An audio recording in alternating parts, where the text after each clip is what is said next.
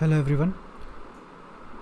जैसा कि आप देख पा रहे हैं हमारे पास उत्तराखंड पीसीएस प्रीलिम्स 2021 जो कि 3 अप्रैल 2021 को हुआ था, उसका जनरल स्टडीज़ का पेपर हमारे सामने है। तो आइए इसके कुछ क्वेश्चंस करते हैं और क्या पैटर्न इसमें हमें देखने को मिला है उसको हम देखने की कोशिश करते हैं। तो पहला क्वेश्चन पॉलिटी से है, सीधा simple question that anti defection act जो है वो कौन से शेड्यूल के अंदर आता है। तो 10th शेड्यूल यूपीएससी में भी काफ़ी बार पूछा गया है और इसका जो सिंपल अगर हमें याद रखें सभी शेड्यूल्स को याद करने का तरीका, टीयर्स ऑफ ओल्ड पीएम, जहाँ पे टी टेरिटरी है, ई एनोलुमेंट्स हैं, ए ओथ्स एंड अफर्मेशंस हैं, आर राज्यसभा में सीट्स का allocation, S scheduled areas, O other scheduled areas, F federal structure, O official languages, L land reforms, D anti defection जो कि हमने यहाँ देखा, पी पंचायती राज और एम म्यूनिसिपैलिटी है। तो ये पूरे हमें 12 शेड्यूल हमने ऐसे याद कर लिए। तो आप ऐसे ही इनका शॉर्ट फॉर्म बनाते रहिए।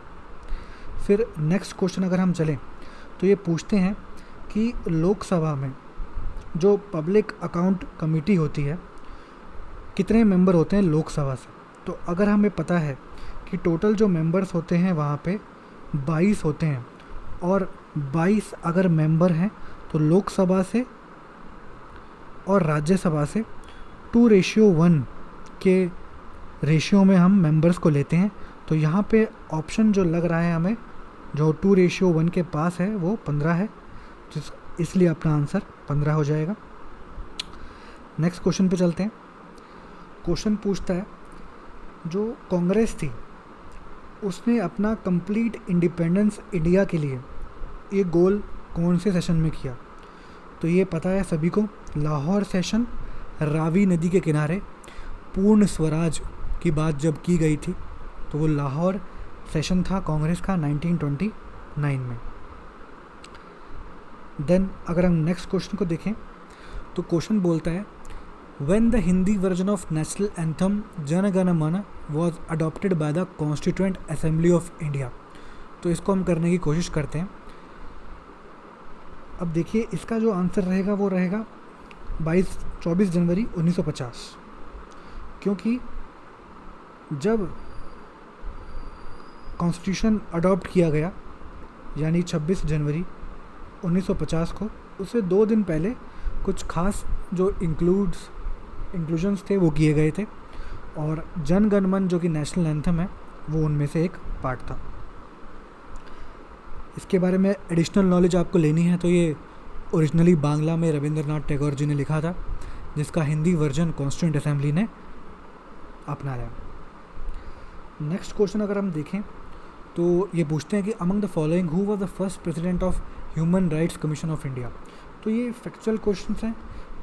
स्टेट पीसीएस में आपको इनका ध्यान रखना पड़ेगा कि आपको ऐसी चीज़ें जो फर्स्ट हैं, first Indian women, first Indian man, ये कौन था, तो ये आपको ये ध्यान रखने पड़ते हैं। तो यहाँ पे जो पहले ह्यूमन राइट कमीशन के प्रेसिडेंट थे वो जस्टिस रंगनाथ मिश्रा थे। नेक्स्ट क्वेश्चन पे चलते हैं। क्वेश्चन पूछता है who among the following was the first lieutenant governor of the newly created union territory of Jammu and Kashmir.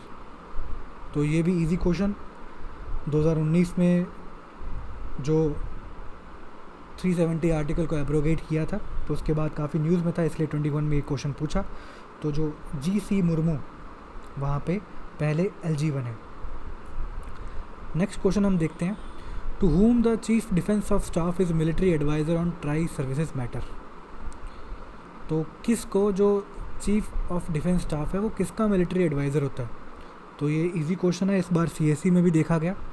तो डिफेंस मिनिस्टर ऑफ इंडिया का वो एडवाइज़र होता है।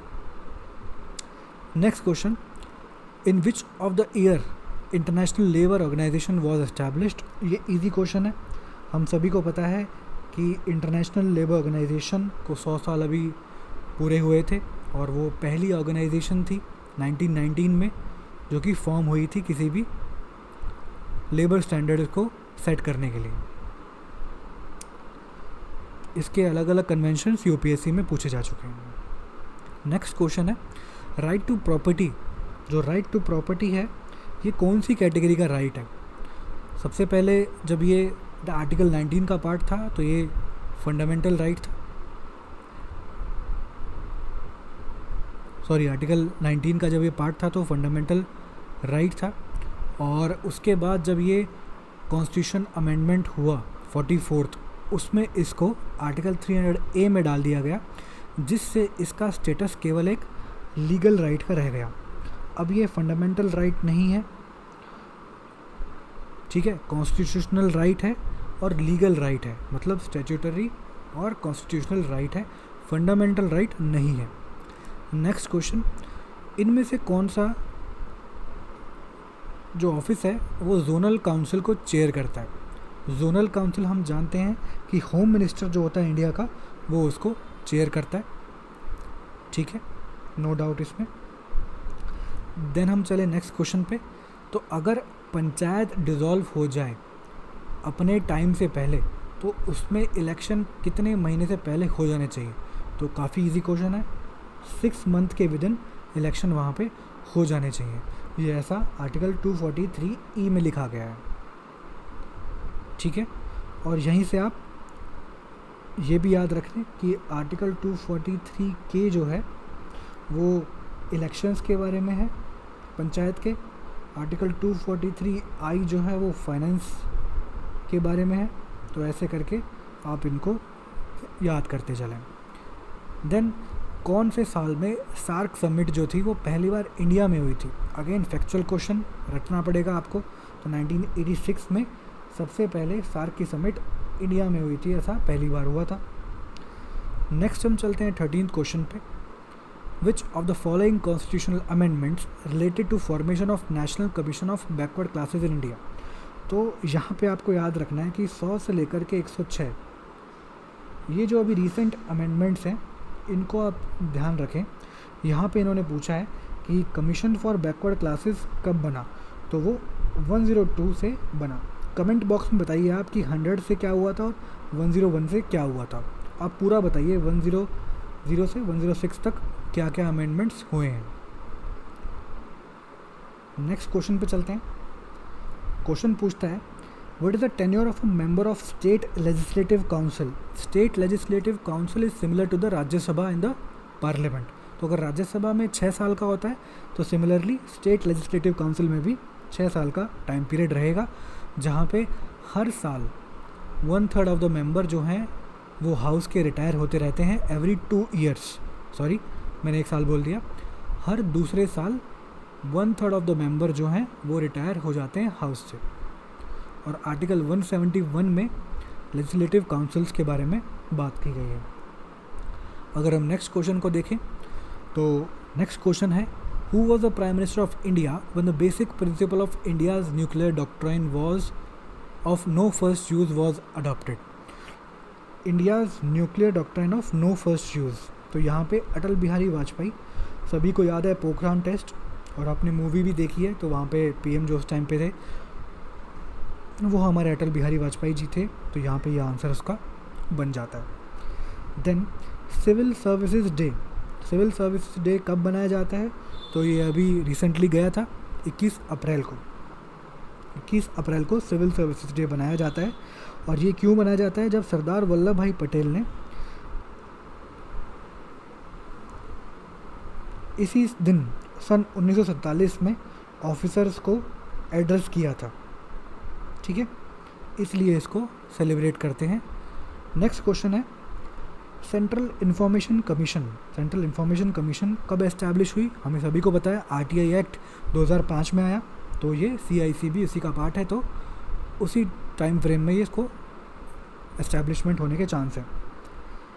एयर, द एयर एक्ट, अब ये सारे हमें पता है इम्पोर्टेंट है। WPA 1972, ठीक है। फिर एनवायरनमेंट प्रोटेक्शन एक्ट 1986।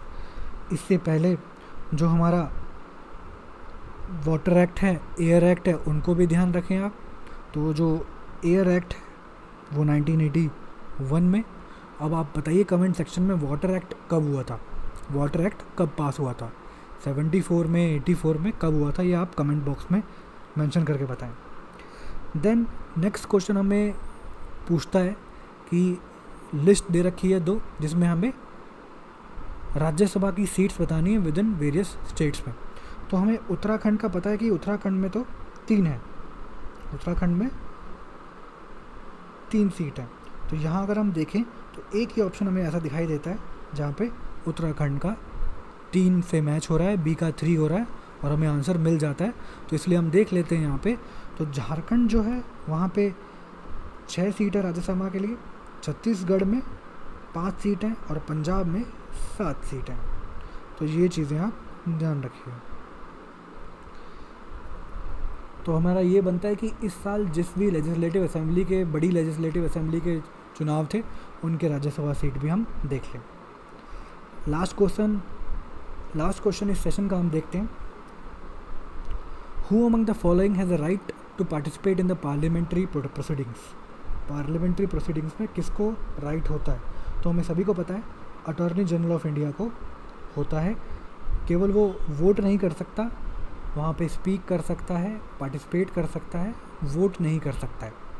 तो ये हमारे पहले 20 क्वेश्चंस थे। आगे हम इसी सीरीज़ में 20-20 क्वेश्चन करके जितना होगा PYQ सॉल्व करेंगे। Thank you.